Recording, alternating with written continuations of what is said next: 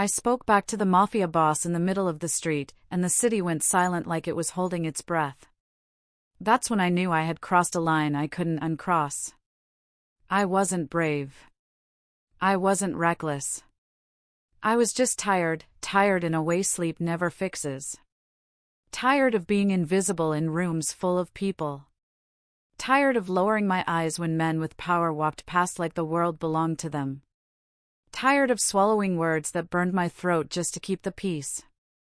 Tired of learning, over and over again, that silence was safer than honesty. And yet, that night, something inside me snapped quietly. The black convoy rolled in without warning, engines low and predatory, slicing through the evening traffic like it owned the road. Headlights flared. Tires screeched. People halted mid-step, like statues frozen by fear. Conversations died instantly. Even the city seemed to hush, as if it recognized danger when it saw it. The crosswalk light was green. We were supposed to cross. No one moved. I felt the weight of the moment settle on my chest, thick and suffocating. My phone buzzed in my hand, a message from my sister asking if I was home yet, but I couldn't look down. My feet were rooted to the pavement. The rain-slicked asphalt reflected the glow of the streetlights and the dark, glossy sides of the SUVs. Everyone knew whose convoy that was. You didn't need introductions. You didn't need names. Power like that announced itself. It radiated menace without ever raising its voice. A woman beside me muttered, "Don't," under her breath, like a prayer meant for me. I wasn't sure how she knew what I was about to do, but somehow, she did. My pulse thundered in my ears. I could feel it in my throat, my wrists, my knees. My palms were damp, fingers curling into fists without my permission. Why now? I thought. Why tonight, of all nights? Maybe it was the long shift at work, my boss talking over me in yet another meeting. Maybe it was the man on the bus earlier who pressed too close and smiled when I flinched. Maybe it was the quiet ache of knowing how small my life felt lately. Or maybe it was simply this: I was done shrinking. The lead SUV crept forward another inch, its bumper nudging into the crosswalk like a warning. Like a dare. People stepped back instinctively. Someone grabbed my elbow, trying to pull me with them. "Please," a voice whispered. "It's not worth it." Not worth what?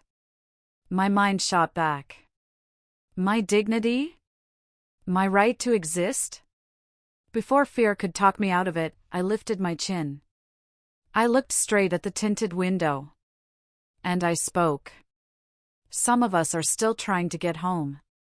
The words sounded louder than I expected. Clear. Sharp. Unapologetic. The effect was instant. A gasp rippled through the small crowd, like a wave breaking. Someone actually covered their mouth. Another person whispered my name, my actual name, in horror, like I'd just confessed to a crime. "What are you doing?" someone hissed urgently. My heart slammed so hard I thought it might tear free from my chest. My hands were shaking now, visibly, trembling at my sides. I could feel the heat of every stare on me, feel fear crawling up my spine. The SUV stopped. The engine idled. For a long, terrifying second, nothing happened. Then, slowly, the back window slid down. The sound was soft. Controlled. Somehow worse than shouting. I held my breath. The man inside didn't rush.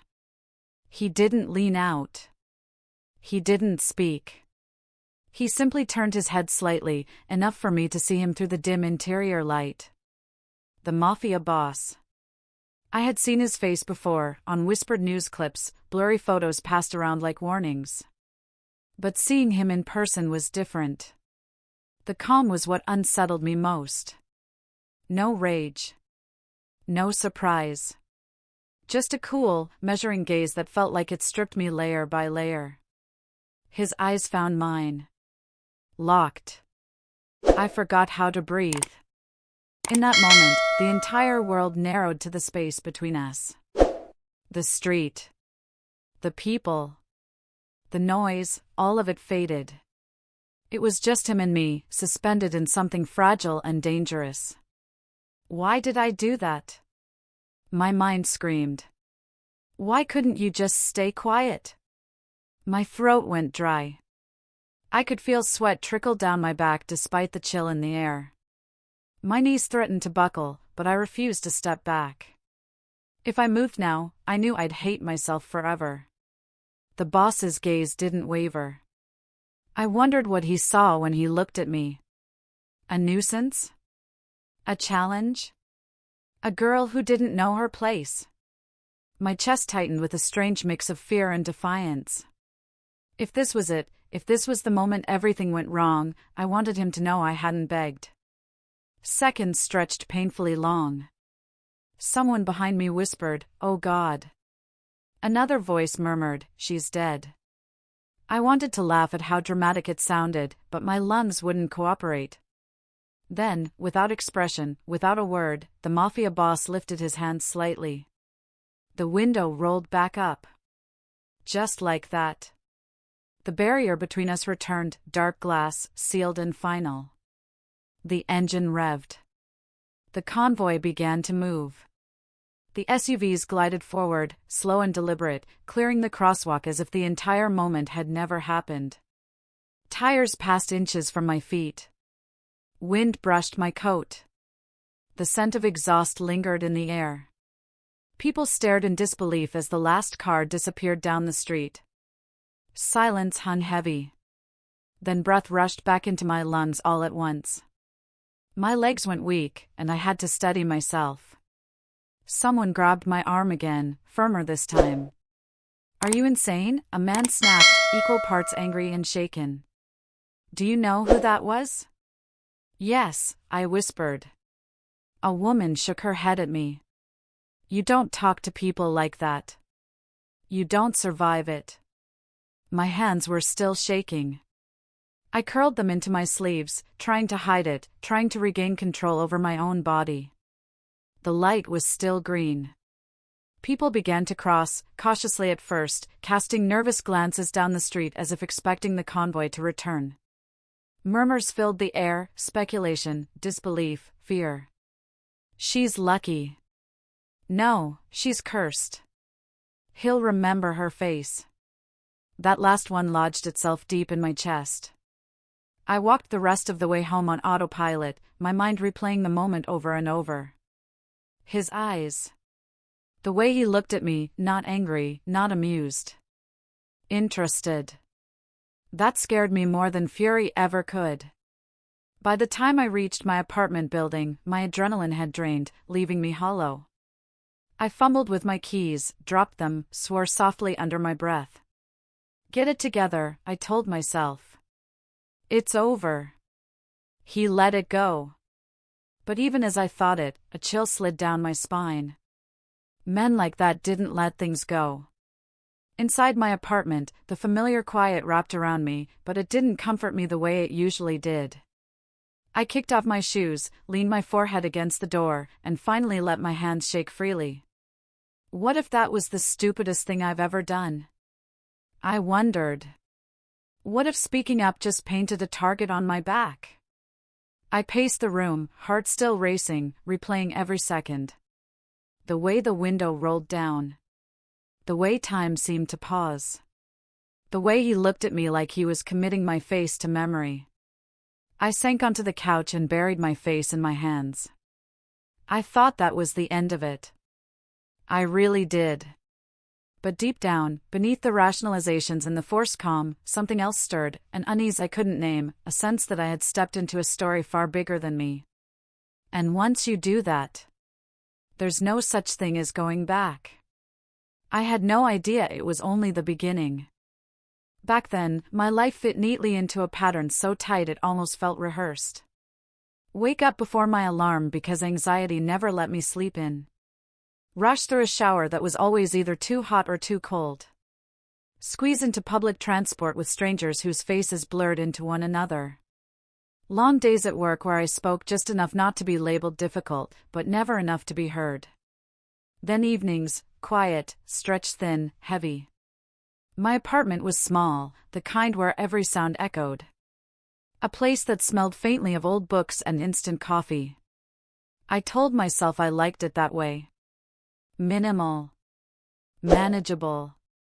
But truthfully, it was lonely in a way I never admitted out loud. I hated how lonely I felt in crowded rooms. Hated how I could be surrounded by voices and laughter and still feel like I was watching life through glass. I hated how easily fear kept me quiet, how my first instinct was always to soften myself, to shrink, to apologize even when I had done nothing wrong. And after that moment at the crosswalk, after standing my ground in front of a man everyone feared, I felt exposed. Like I had torn something open inside myself and didn't know how to stitch it closed again. That night, the rain came down hard. Not the gentle kind that smells like earth and calm, but sharp, icy rain that stung your face and soaked through your clothes in seconds. The sky was the color of bruises, streetlights blurring into smeared halos on the wet pavement. My coat was too thin. My shoes were already damp. Each step felt heavier than the last. I pulled my phone from my pocket with numb fingers and ordered a rideshare, my breath fogging in the air as I waited under the flickering light of a closed convenience store. My mind wouldn't slow down. Did he recognize me? Did he remember my face? Was that look curiosity, or a promise? I shook my head like I could physically dislodge the thoughts. You're being dramatic, I told myself. He let it go. You're fine. But my chest still felt tight. Headlights appeared through the rain, slowing as they approached. A dark sedan pulled up to the curb, wipers swiping rhythmically like a steady heartbeat. The door unlocked with a soft click. I slid into the back seat, grateful for the sudden warmth, the way the windows shut out the storm like a barrier between me and the world. I expected silence. Most drivers never spoke beyond a clipped hello or destination. Some preferred not to acknowledge passengers at all. And honestly, I usually preferred it that way. Silence was safe. Silence didn't ask questions. But this time, as the car pulled away from the curb, the driver glanced at me in the rearview mirror. "Rough night?" he asked gently. The words were simple. Ordinary. But the tone, soft, unassuming, caught me completely off guard. I blinked, surprised by the sudden pressure behind my eyes. My reflection stared back at me in the dark glass, damp hair clinging to my cheeks, eyes a little too bright, shoulders drawn inward like I was bracing for impact. His voice wasn't curious in an invasive way. It wasn't prying or transactional. It sounded like concern without expectation. Kindness without a hook. I swallowed. "Something like that," I said, my voice quieter than I intended. He nodded, just once, like that answer was enough. Like I didn't owe him anything more. The car moved smoothly through the rain-slicked streets. Soft music played low from the speakers, something instrumental, almost nostalgic. The heater hummed, slowly thawing my fingers.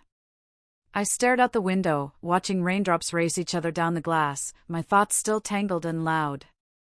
After a moment, the driver reached back, not suddenly, not dramatically, and held out a tissue. I hesitated, then took it. "Thanks," I murmured.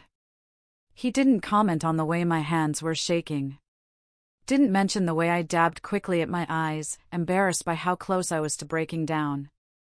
He kept his gaze on the road, hands steady on the wheel, as if offering comfort without ever demanding acknowledgement.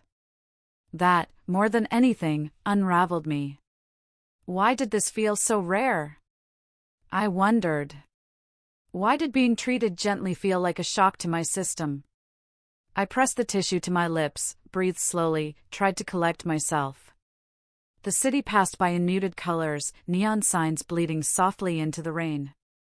"Long day?" he asked after a while, his voice careful, leaving space for me to say no. "Yeah," I admitted. "Long, everything." He smiled slightly. I could tell without seeing his mouth, something in his eyes softened. Those are the hardest, he said. There was no follow-up question. No attempt to steer the conversation somewhere else. Just that simple acknowledgement. My chest tightened. Most people filled silence because they were uncomfortable with it. He seemed comfortable letting it breathe. I found myself studying him in the mirror without meaning to. Dark hair, neatly kept. Sharp jaw softened by a calm expression. His eyes, focused, observant, holding something unreadable beneath the surface. There was a steadiness to him. A presence. The kind that made you feel safe without knowing why. I hated how quickly my body reacted to that. I looked away, cheeks warming, and focused on the rhythm of the rain. Why am I like this? I thought. Why does basic kindness feel like intimacy? The car stopped briefly at a red light. Reflections of passing headlights rippled across the dashboard. For a split second, our eyes met in the mirror. Something passed between us, quiet, fleeting, impossible to name. Then the light changed. We drove on. Minutes passed. Or maybe longer. Time felt strange in that enclosed space, cocooned by rain and warmth. My breathing finally slowed. The knot in my chest loosened just a little. I gave him directions as we neared my building, my voice steadier now. This street, I said softly. Second building on the left. He nodded. Got it. The car pulled up to the curb. The engine idled. Rain continued to fall, tapping gently against the roof like fingers. For a moment, neither of us moved. I reached for my door handle, then hesitated. Thank you, I said, meaning more than just the ride. He glanced at me again, his gaze holding mine a second longer than necessary. Anytime, he replied. The word lingered. I stepped out into the rain, pulling my coat tighter around myself as the cold rushed back in. The door closed behind me with a soft thud. As I walked toward my building, I felt his eyes on me, not intrusive, not possessive. Just watchful. I didn't look back. Inside my apartment, I leaned against the door again, heart beating a little too fast for reasons I couldn't justify. Get a grip, I told myself. He's just a driver. But even as I thought it, I knew something had shifted. Because for the first time in a long while, someone had seen me, not the polished version, not the quiet one, not the girl who kept her head down. Just me. And somehow, that felt far more dangerous than speaking back to a mafia boss ever had. I started requesting his ride every evening after that. At first, I told myself it was coincidence. Convenience. Familiarity. After all, the app made it easy to repeat a request. Same pickup point. Same time. Same route home. It made sense to choose what was predictable when everything else felt so unsteady. But predictability wasn't what kept me waiting by the curb every night. It was him. The same car would pull up, headlights cutting through dusk or rain or the hazy glow of street lamps. The same quiet music would hum through the speakers, never too loud, never intrusive. And then his voice, calm and grounded, would greet me like nothing in the world was wrong. Hey, he'd say. Just that. Soft. Familiar. And somehow, my shoulders would drop the moment I heard it. Same car. Same soft voice. Same sense that, for a few minutes each evening, I could exhale.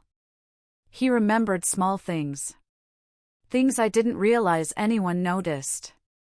The first time I reached for the window and cracked it open, he adjusted the air without a word. Another night, when I shivered despite the heater, he turned it up gently and said, "Tell me if it's too warm." Not like an obligation. Like he genuinely cared. Some evenings, I talked about work frustrations, about the way the city felt heavier lately, about nothing at all. Other nights, I sat quietly, watching lights blur past the glass, my thoughts loud but unspoken. He adapted to me effortlessly. You don't have to talk, he said once, after a long stretch of silence.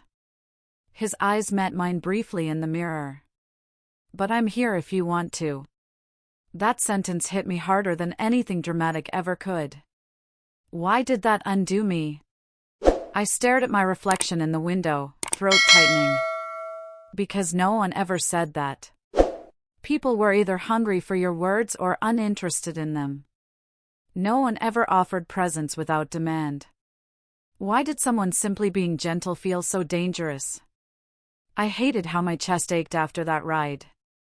Hated how I replayed his voice later that night, lying in bed, staring at the ceiling while rain tapped against the glass. Get a grip, I told myself.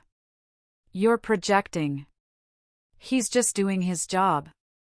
But my heart didn't listen. His name was Luca. Or at least, that's what he told me. The first time he said it, it slipped out naturally, like he hadn't planned to share it. I'm Luca, by the way, he said, glancing at me briefly. In case you ever need to complain about my driving. I smiled despite myself. I will definitely keep that in mind. He laughed softly. Not loud. Not forced. The sound settled somewhere deep in my chest. Luca wore simple clothes, dark jackets, clean shirts, nothing flashy. He never looked like he was trying to impress anyone. But there was something about the way he carried himself that made you look twice. A quiet confidence. A stillness that felt deliberate. He smelled faintly of clean soap and something deeper underneath, leather, maybe, or metal. A scent that lingered just long enough to make my thoughts wander. And his eyes. God, his eyes. They held stories he never volunteered.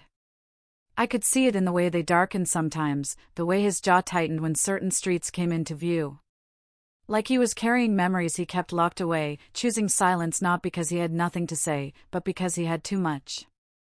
Sometimes I caught him watching me in the mirror when he thought I wasn't looking. Sometimes, I wondered if he noticed how I did the same. Do you work nights often?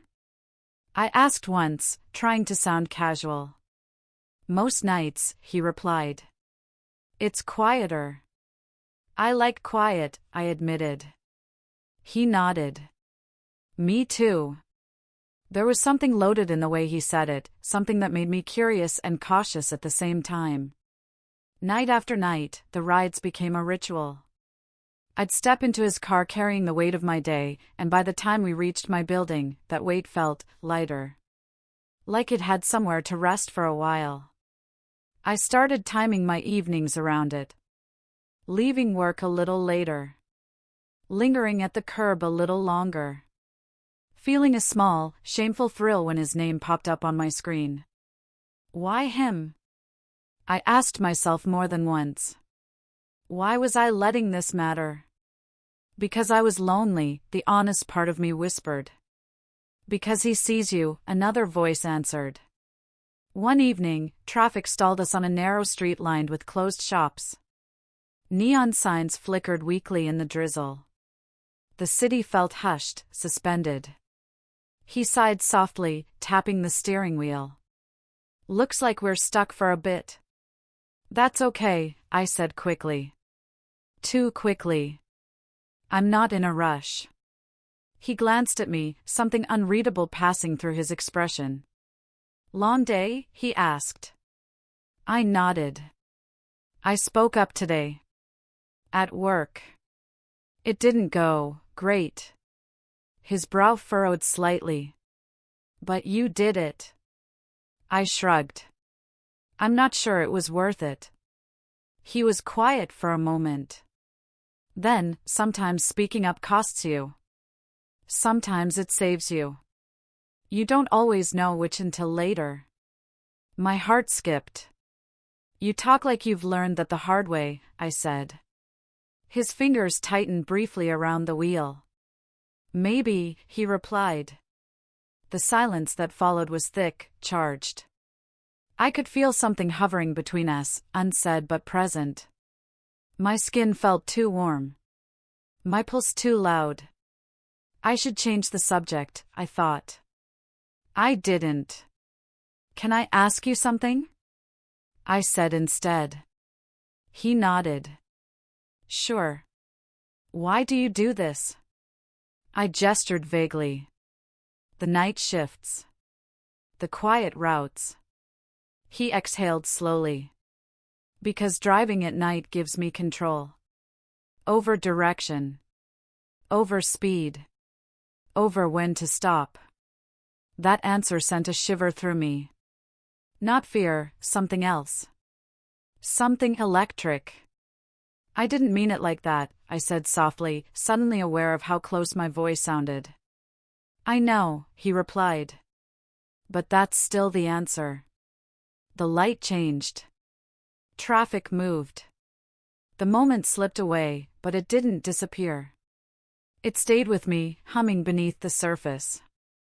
Another night, laughter bubbled out of me unexpectedly at something he said, something small, insignificant. The sound surprised us both. He glanced at me then, really looked at me. And for a split second, the world narrowed.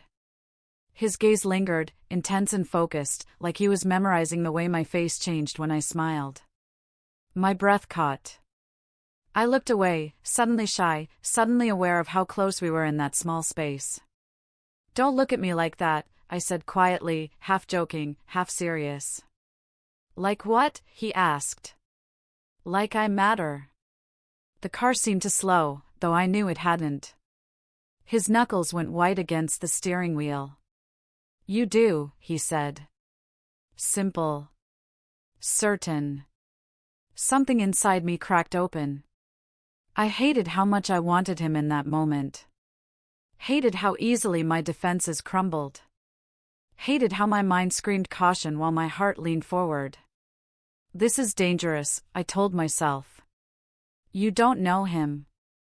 You don't know his life. You don't know what he's hiding. But every evening, when his car pulled up and the door unlocked, all that logic dissolved. Because for those minutes on the road, wrapped in quiet music and rain-streaked windows, I wasn't invisible. I was seen. And I had no idea how much that was about to cost me. Sometimes, when our fingers brushed as I handed him payment, my breath would catch so sharply it felt like I'd forgotten how to breathe. It was never intentional. Never dramatic. Just the smallest contact, his knuckles grazing mine, the warmth of his skin lingering half a second too long. But my body reacted before my mind could intervene. A rush of heat. A tightness low in my chest. A flicker of awareness that startled me every time. I hated how much I noticed that. Hated how my pulse jumped like I'd been caught doing something wrong. Hated how my heart betrayed me so easily, responding to him as if it had been waiting. Get it together, I scolded myself silently. This shouldn't matter. He's just a driver. That was the line I repeated in my head like a shield. Over and over. As if saying it enough times would make it true. But every evening, without fail, I found myself waiting for his car like it was the safest place in my day. I'd stand at the curb pretending to scroll through my phone, my senses tuned to the sound of engines slowing, headlights approaching. When his car finally pulled up, relief would wash through me so fast it made my knees weak. Why does this feel like coming home? I wondered once, and immediately hated myself for the thought. The city around us never slept, but inside his car, time softened. The world felt quieter. Less sharp. Then came the looks. At first, I told myself I was imagining it. Reading into things because I wanted to. But it happened too often to ignore. The way his jaw tightened when men stared too long as I climbed into the car. The way his eyes darkened, flicking briefly to the mirror before returning to the road. The way his posture shifted, subtle, controlled, when someone lingered too close. Once, as I stepped out of the car near my building, a group of men across the street laughed too loudly, eyes following me in a way that made my skin crawl. I pretended not to notice. Luca did. His hand stayed on the steering wheel, but his knuckles went white. His gaze stayed forward, but something in him went still, coiled. I closed the door quickly, heart pounding, suddenly aware of how exposed I felt standing there alone. "Good night," I said, forcing a smile. "Hey," he said, voice low. I paused. "Be careful," he added. The words shouldn't have meant anything. People said them all the time. But coming from him, they wrapped around me like a warning and a promise all at once. I walked inside with my heart racing, replaying the moment until sleep finally claimed me hours later. Another night, someone catcalled me outright as I waited by the curb. Loud. Crude. Unapologetic. My shoulders instinctively curled inward. I stared at the pavement, pretending not to hear. The car door unlocked. I slid inside, my hands shaking slightly. Luca didn't say anything at first. He pulled away from the curb, driving a few blocks before breaking the silence. "Does that happen often?" he asked quietly. I stared at my reflection in the window. The city lights blurred, streaking gold and white through the rain. "More than I admit," I said. I waited for the usual response, awkward sympathy, hollow reassurance, an attempt to minimize it. But Luca said nothing. His silence pressed down on the space between us, thick and weighted. Not empty. Not dismissive. Protective. Dangerous.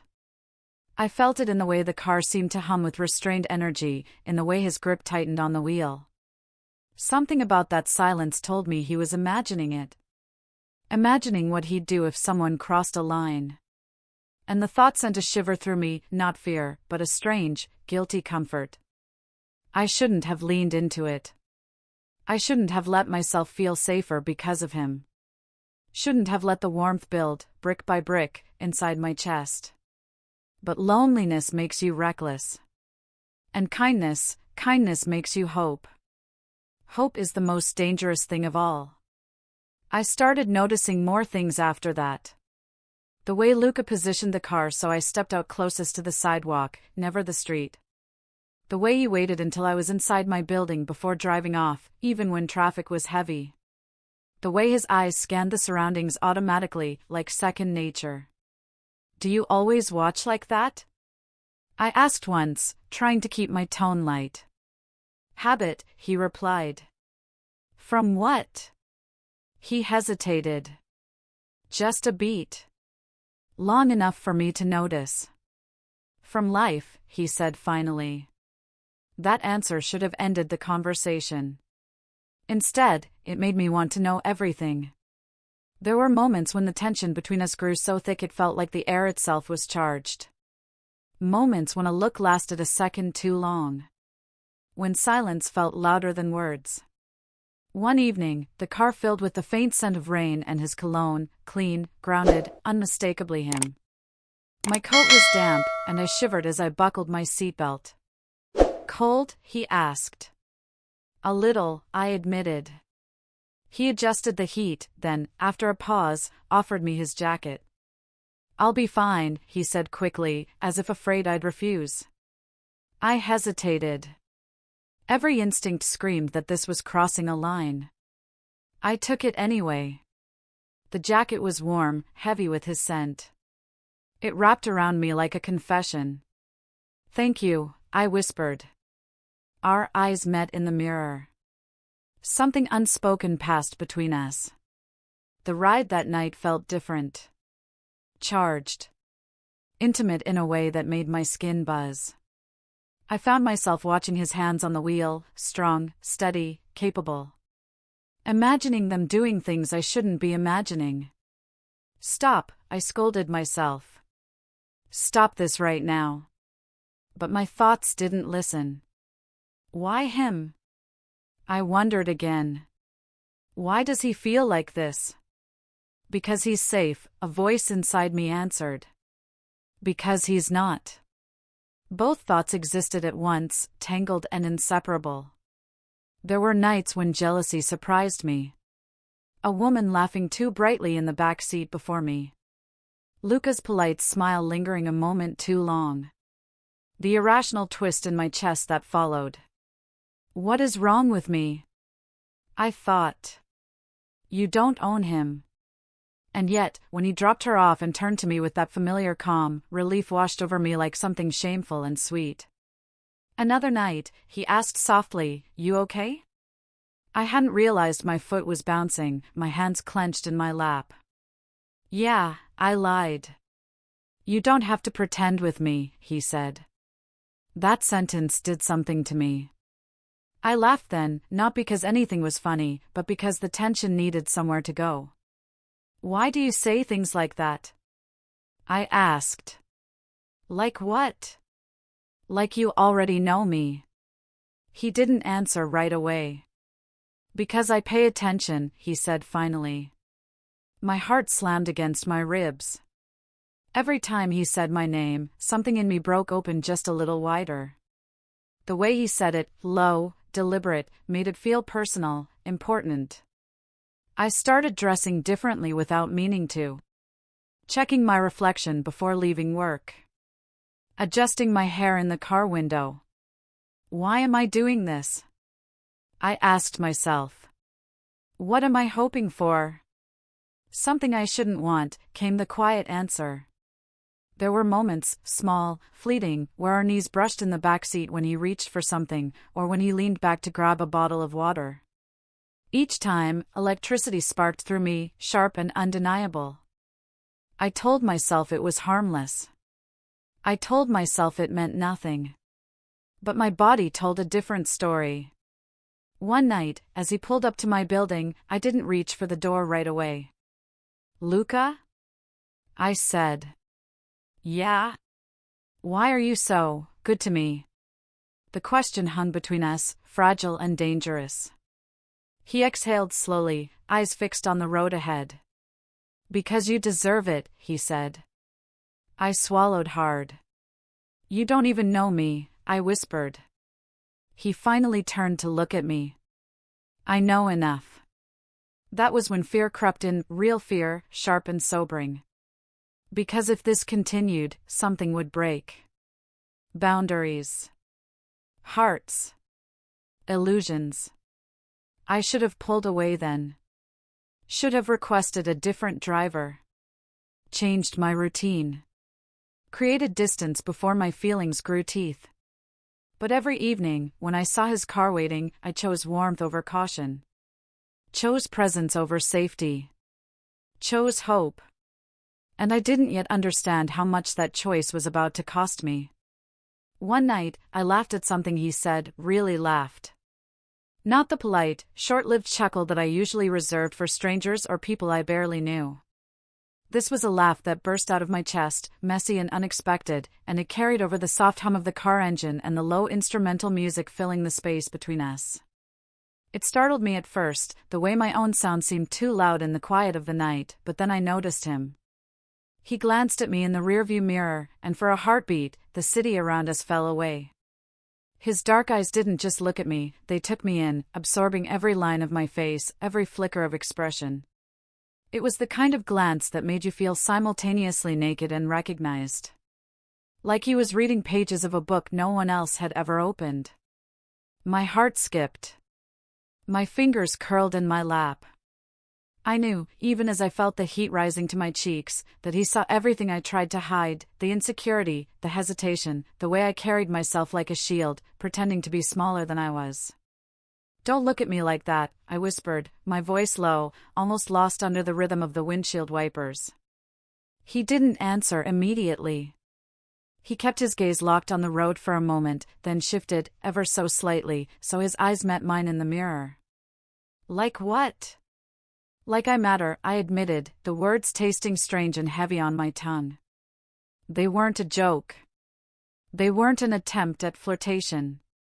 They were a confession, fragile and dangerous, hanging in the humid night air between us. I felt my breath catch. My chest constricted with a tension I didn't fully understand. For years, no one had looked at me like I mattered, not really. People smiled at me, acknowledged me, but no one had ever carried the weight of me in their eyes. And now, sitting in the back of his car, listening to the gentle hum of the heater and the city sliding past the glass, I realized that someone had. His knuckles whitened on the steering wheel. Not aggressively, not in anger, but with tension, focus, the kind that spoke of control barely restrained. He was aware. Too aware.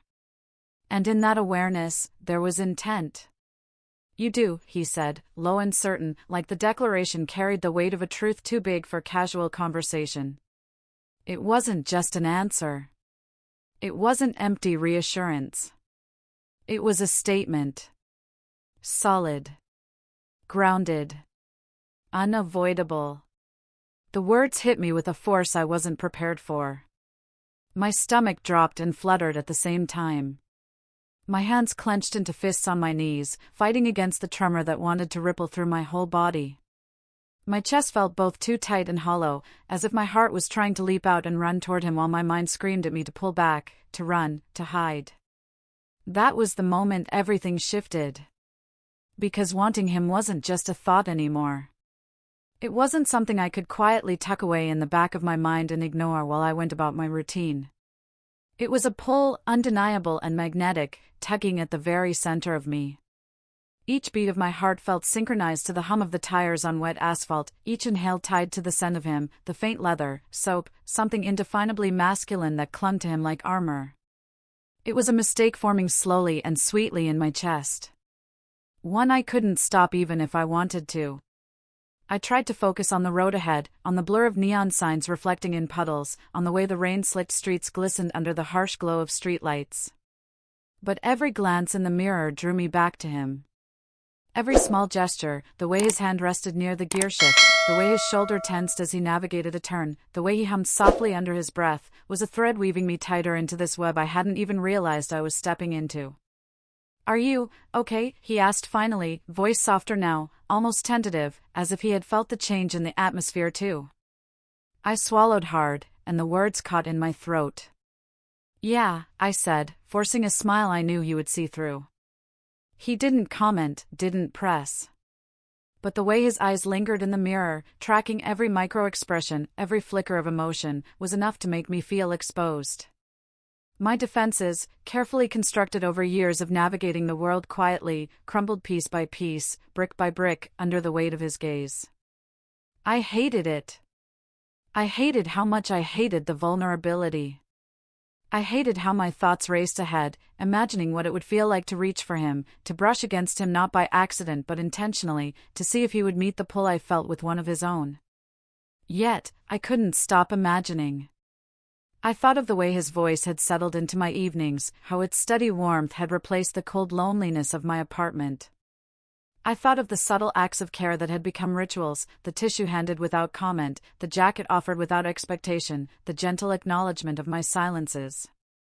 And every one of those moments had chipped away at the walls I had built around my heart. I couldn't untangle myself from it anymore. I hated the way anticipation bloomed in my stomach every time I texted for a ride, every time I waited on the curb in the fading light of evening. I hated the way the smell of leather and rain and him invaded my thoughts the moment I stepped into his car. I hated the way my pulse stuttered when his hand brushed mine, even briefly, when I handed him payment. But I craved it too. Loneliness made me reckless. His kindness made me hope. And that hope became a dangerous, thrilling thing, winding its way into my chest and refusing to leave. The car hummed softly as we drove, and I realized I was holding my breath. Not out of fear, but because the world had narrowed down to this single, charged space, him, me, the night. My hands rested in my lap, trembling faintly, and I dared not reach for the seatbelt to adjust it, for fear that motion might break the spell of the moment. The rain-streaked windows offered reflections, partial and distorted, but enough to show me the tension in his jaw, the concentration in his eyes, the way he unconsciously leaned slightly toward the steering wheel, protective, contained. I wanted to say something. I wanted to speak the name of the feeling before it swallowed me completely. I wanted to tell him that I was already too far gone, that I was caught in the pull I didn't understand, that every glance, every word, every tiny kindness had undone me completely. But I didn't. Because speaking it aloud would make it real. And making it real meant admitting something dangerous, something forbidden, something that could never exist safely. So I stayed quiet. And he stayed quiet.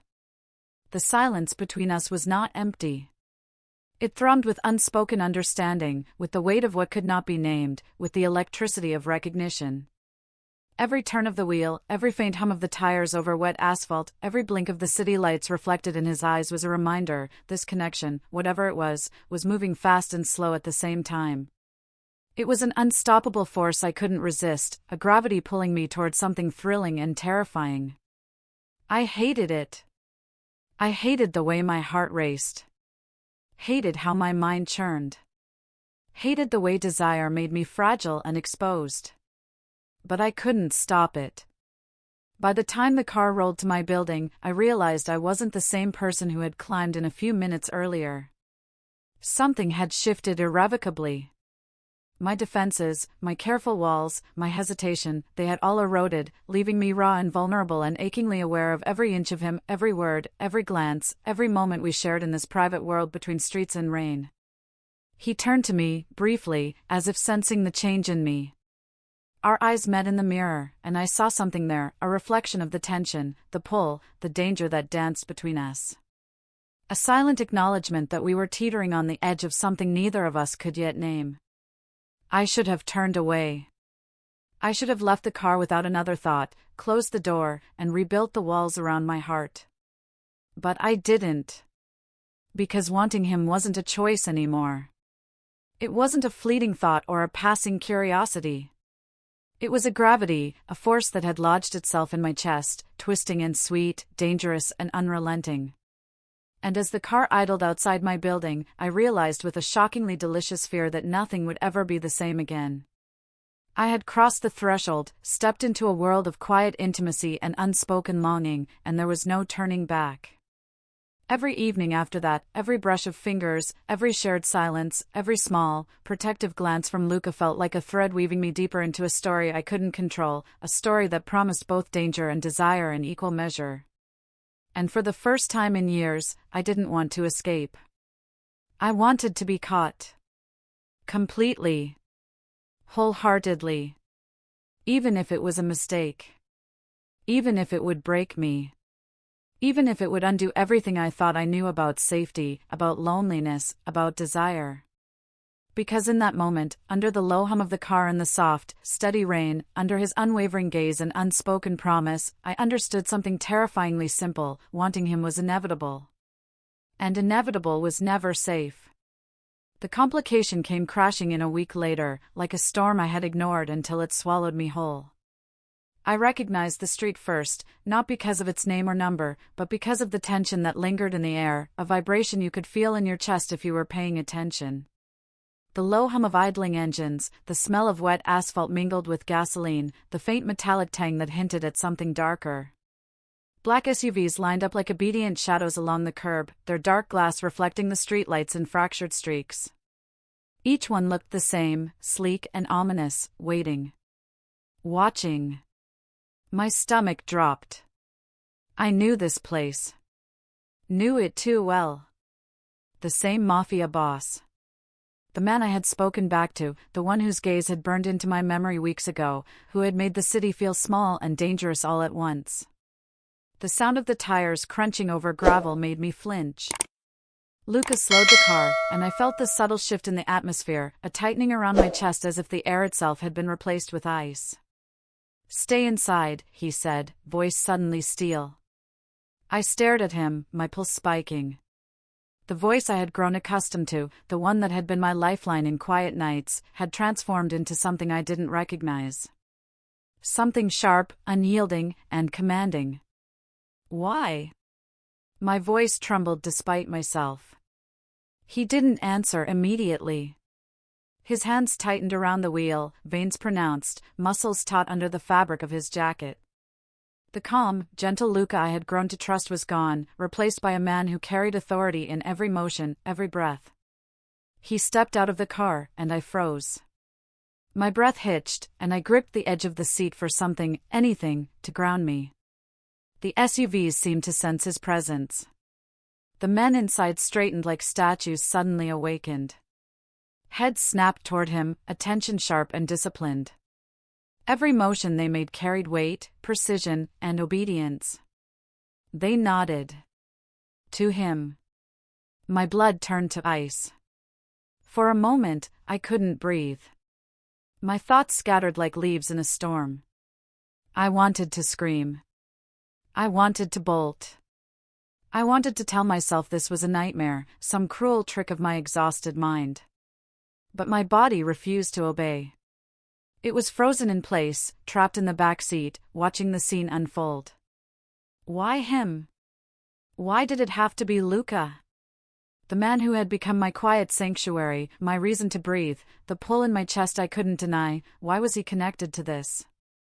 Why was he here, in the center of something so dangerous? The sound of footsteps echoed against the pavement. Heavy, deliberate, commanding. Every step felt like a drumbeat against my ribs, a warning, a countdown. I could see him now, framed in the rearview mirror as he moved toward the front of the convoy. His jacket flapped slightly in the cold night air, and his posture was perfectly controlled, yet his presence was almost electric, radiating a power I had only glimpsed in moments of silent intensity before. My hands shook. I wanted to reach out, to call him back, to pull him into the car, to tell him that I couldn't survive this. But the words died in my throat. A man emerged from the shadows of one of the SUVs, tall, broad, and impossible to misread. His face was hidden behind dark sunglasses, even in the dim streetlights. He spoke briefly to Luca, and I could see Luca nod, his expression unreadable, stoic.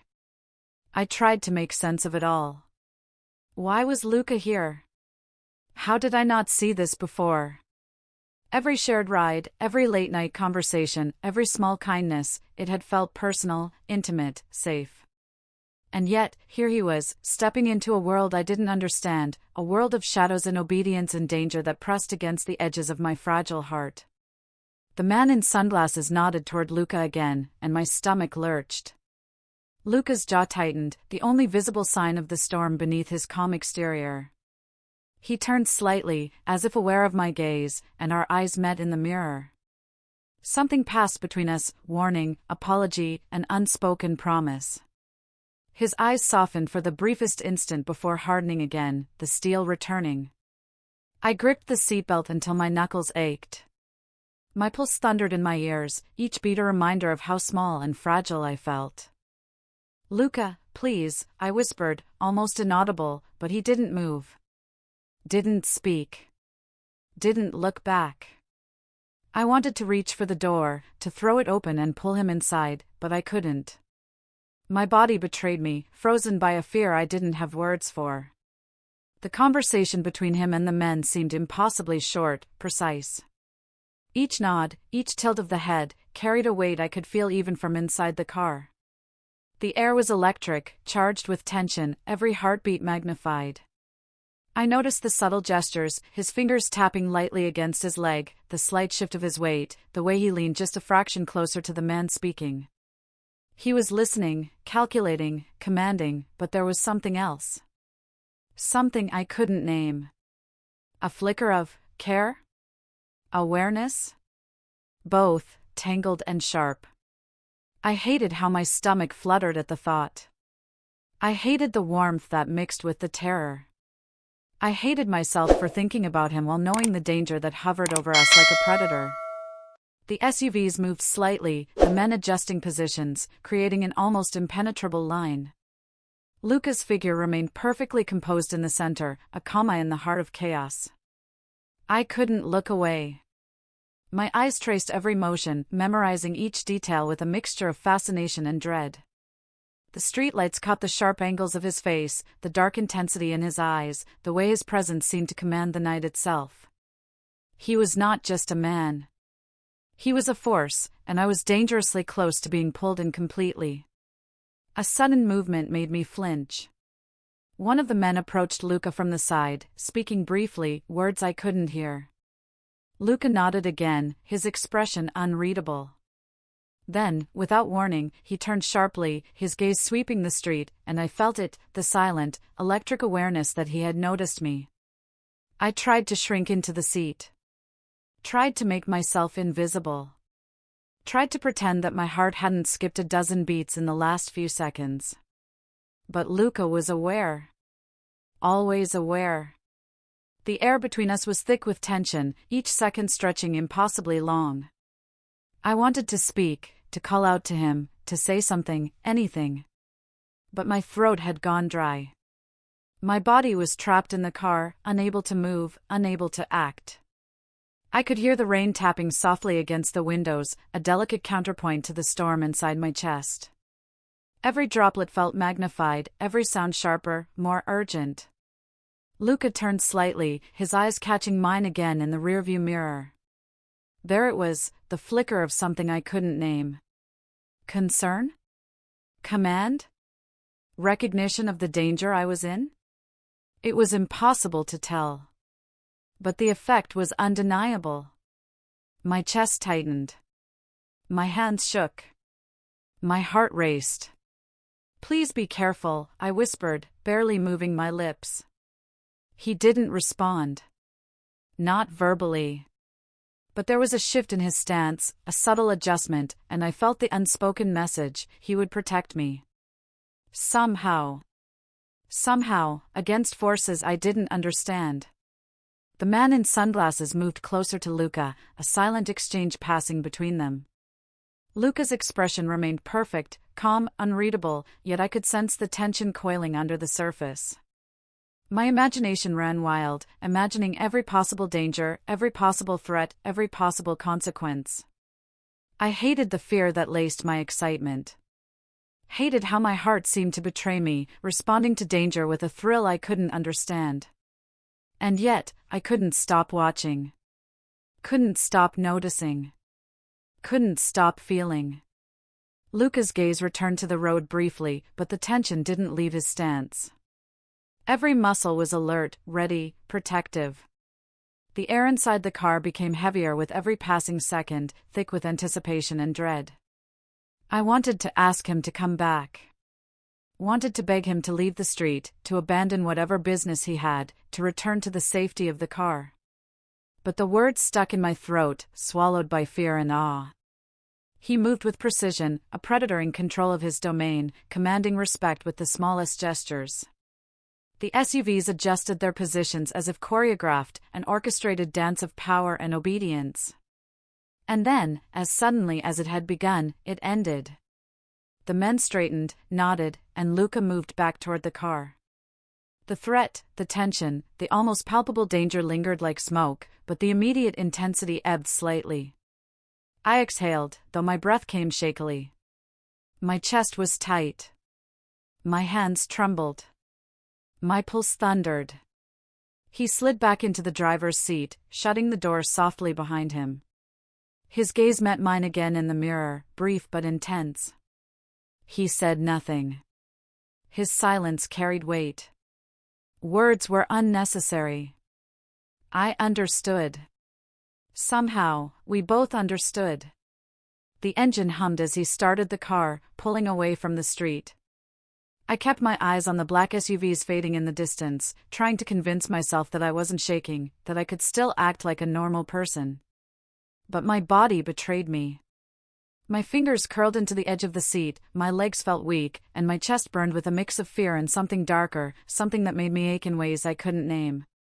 "Why?" I whispered finally, almost to myself, almost inaudible. "Why are you like that?" Luca didn't answer immediately.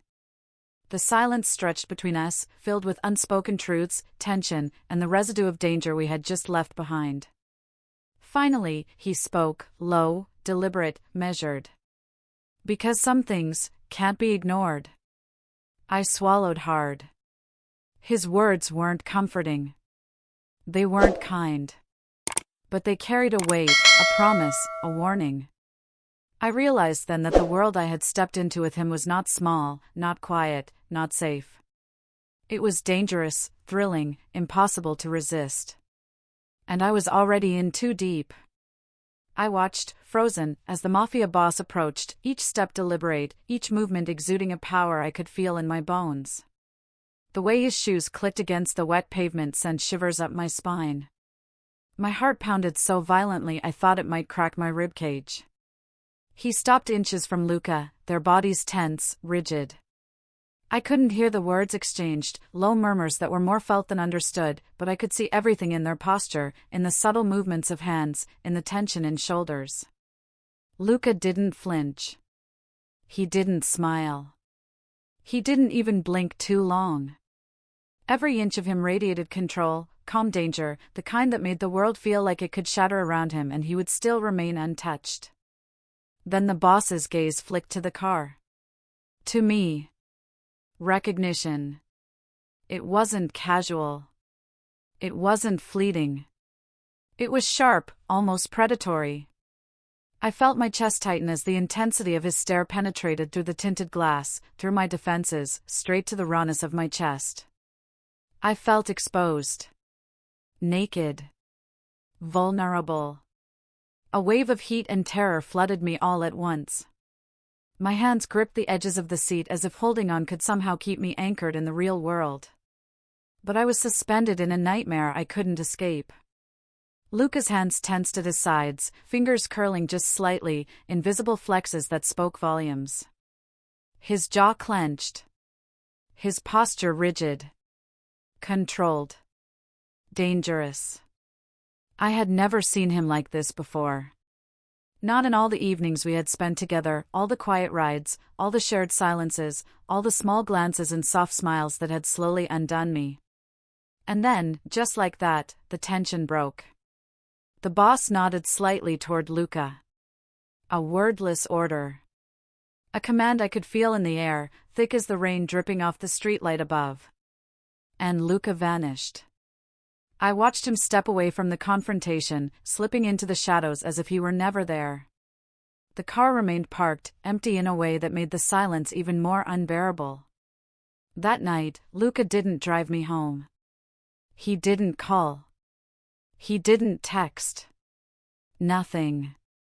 I stared at the empty street, my chest tight, my pulse erratic. The rain continued to fall, soft and steady, but it felt like it was falling only on me, drenching me in the ache of absence. The silence broke me. I replayed every moment we had shared. Every laugh. Every glance. Every brush of fingers. Every almost touch that had set my chest on fire.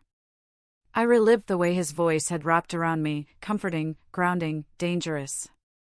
Every ride, every evening spent in his quiet presence, every vulnerability I had dared to show, were they all lies?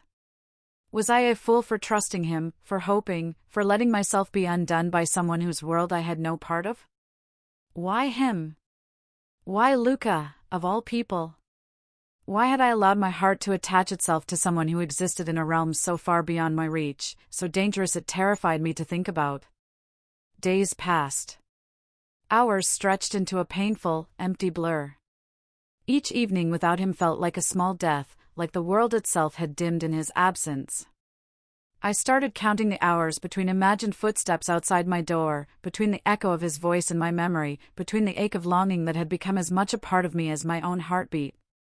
Then, one night, just as I had started to give in to despair, there was a knock at my door. My heart jumped into my throat. I almost didn't answer. I froze, hand hovering over the doorknob. But the sound came again, insistent but controlled. When I opened the door, he was there. Standing in the hall, rain-damp hair falling slightly into his eyes, jacket clinging to him from the drizzle. His eyes, dark, impossibly deep, met mine with a weight that made me want to sink to the floor. I should have stayed away, he said, voice low, almost ragged, eyes dark with regret and something else I couldn't name. What are you? I whispered, the words barely forming in my throat. He swallowed. His Adam's apple bobbed slightly. The boss's driver. His fixer. His shadow. The air seemed to vanish around me. My knees nearly gave out. The hallway spun.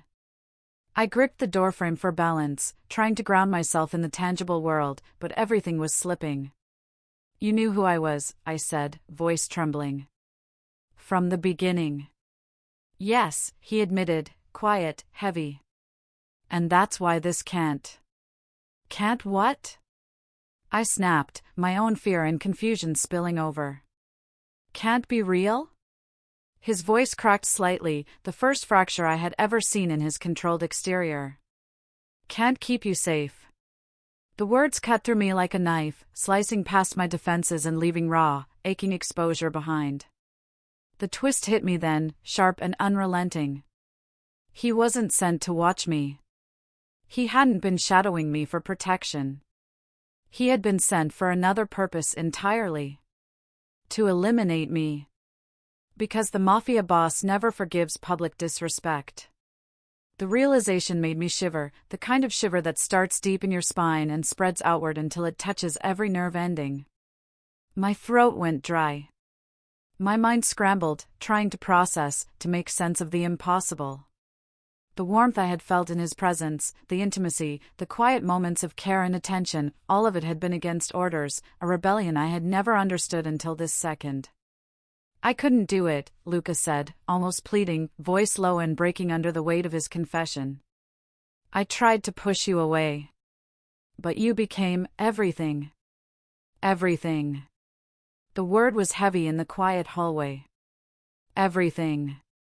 It made me want to collapse against him, to press myself to him and never let go. But fear wrapped around me like ice. Fear and love and betrayal tangled together into something sharp and jagged, slicing into my chest with every heartbeat. I couldn't process it all at once. I wanted to scream at him for keeping this secret, for dragging me into a world I hadn't agreed to enter. I wanted to beg him to tell me it wasn't true. I wanted to throw my arms around him and never let him go, even as my mind screamed for me to run, to survive. I cried then.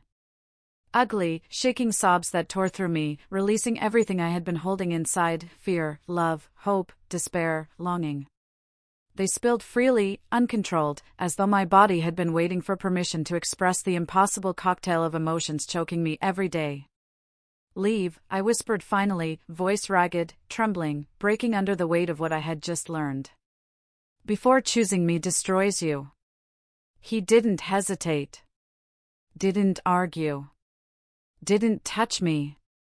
He looked at me, his dark eyes filled with conflict, pain, longing, and something I could not name, and then he did exactly as I asked. He left. The sound of the door closing echoed through the apartment long after he disappeared into the night. I collapsed onto the floor, pressed my face to my hands, and let the sobs come again. They were harsh, ugly, and all-consuming.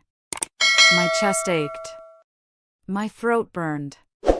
My heart felt like it had shattered into 1,000 tiny pieces that refused to fit back together. I thought about him constantly after that night. Every memory became a knife twisting deeper into my chest, the quiet kindness, the soft voice, the brush of his fingers, the way he had memorized my face in the dim glow of the car's interior light. I hated myself for remembering. Hated how much I ached for him, hated the longing that refused to be silenced by the fear of what he was, what he did, what he could not be for me. I imagined him walking through the city, shadows clinging to him, the same careful, controlled posture I had seen when the Mafia boss confronted him. Imagined him making impossible choices, being forced to balance duty and desire, loyalty and love, danger and humanity.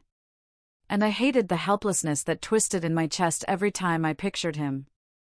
Hated it because I couldn't do anything to change it. Couldn't reach him. Couldn't protect him. Couldn't even protect myself from the ache he had left behind. Sleep became impossible.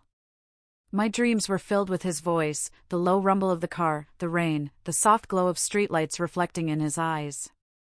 Every night, I woke with tears on my cheeks, hands trembling, heart pounding, and the echo of his final words, "I couldn't do it, you became everything," haunting every corner of my mind. Days turned into a week.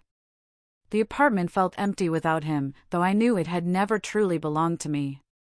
Every sound outside my window, every passing car, made me tense, imagining him returning, imagining the danger he might be walking into just by existing. Then, one evening, the familiar sound of footsteps outside my door stopped me cold. I froze, heart hammering, lungs tightening, a rush of blood screaming through my veins. My pulse throbbed in my ears. The door opened. And he was there. Rain-damp hair, wet jacket, eyes impossibly dark, carrying the weight of the world and of me. I tried, he whispered immediately, voice breaking slightly, eyes shadowed with regret. I tried to push you away. But I couldn't. I could only stare. My throat was dry. My hands shook. My chest ached. You knew all along, I said finally, words trembling, fragile, accusing. Yes, he admitted, voice low, careful, haunted. And that's why I couldn't, why I still can't. Can't what? My voice broke, almost hysterical. Can't love me? Can't stay? Can't let me live? Can't keep you safe, he said, and the words shattered me more completely than any revelation before. And I realized the cruel, impossible truth. He had loved me quietly, dangerously, against orders that had demanded my destruction. I should hate you, I whispered, tears streaming, shaking. But I don't. I choked on the words, unable to articulate the storm inside me. He reached for me, his hand stopping just short of my cheek, trembling slightly, the controlled danger I had loved and feared so much now tinged with raw vulnerability. I couldn't do it, he admitted again, voice ragged. I couldn't. And in that moment, I knew that no matter what happened next, no matter the distance, no matter the danger, he had already left a mark on my heart that could never be erased. He left. And I remained, broken and aching, yet alive with the memory of everything I had felt, everything I had loved, and everything I had almost lost. The breakdown was brutal. I moved through days like a ghost. But something inside me changed. I stopped shrinking. Stopped apologizing for existing. When the Mafia boss summoned me weeks later, I went. Alone. I spoke back once, I said, steady despite the fear. I won't beg now. He studied me, then laughed softly. You changed my best man, he said. That alone earns you mercy. He let me walk away. Luca was waiting outside. Rain-soaked. Breathless. I chose you, he said. No matter the cost. I took his hands. They were trembling. So did I. The city lights blurred around us as he pulled me close, his breath warm against my hair. For the first time, fear didn't win. Sometimes love isn't safe. Sometimes it's worth everything. And sometimes, speaking back is how you finally claim your life.